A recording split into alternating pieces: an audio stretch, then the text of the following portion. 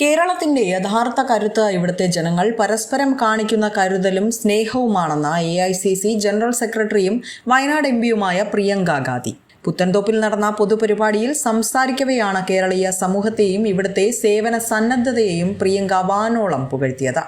തന്റെ സഹോദരൻ രാഹുൽ ഗാന്ധി പങ്കുവച്ച അനുഭവങ്ങൾ ഓർത്തെടുത്തുകൊണ്ടായിരുന്നു പ്രിയങ്കയുടെ പ്രസംഗം. ആശുപത്രിയിൽ കഴിയുന്ന തങ്ങളുടെ അമ്മയെ സ്വന്തം അമ്മയെ പോലെ പരിചരിക്കുന്ന മലയാളി നഴ്സുമാരെ കുറിച്ച് രാഹുൽ ഗാന്ധി പറഞ്ഞ കാര്യങ്ങൾ പ്രിയങ്ക ചൂണ്ടിക്കാട്ടി.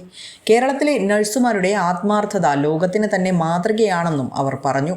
സ്വന്തം പശുക്കളെ മക്കളെ പോലെ നോക്കുന്ന ക്ഷീര കർഷകരിലും രാപ്പകൽ സമൂഹത്തിനു വേണ്ടി ഓടി നടക്കുന്ന ആശ അങ്കണവാടി പ്രവർത്തകരിലും താൻ കാണുന്നത് കേരളത്തിന്റെ യഥാർത്ഥ ആത്മാവാണെന്നും പ്രിയങ്ക കൂട്ടിച്ചേർത്തു.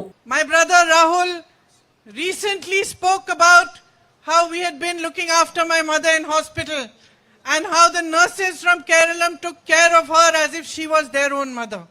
When I meet people in my constituency, ginger farmers, paddy farmers, people who are toiling, tilling the soil for a livelihood, I see in their hard work, in their dedication, in their diligence, the spirit of Kerala. When I meet dairy farmers who look after their livestock as if they are their own children, I see the spirit of Kerala. When I meet Asha and Anganwadi workers working day and night, available 24 hours a day for any emergency call, to be of help to society, to be of help to their sisters, I see the spirit of Kerala. അനാഥാലയങ്ങളിൽ കുഞ്ഞുങ്ങളെ പൊന്നുപോലെ നോക്കുന്ന കത്തോലിക്ക സിസ്റ്റർമാരുടെ സേവനത്തെയും അവർ പ്രസംഗത്തിൽ പ്രത്യേകം പരാമർശിച്ചു.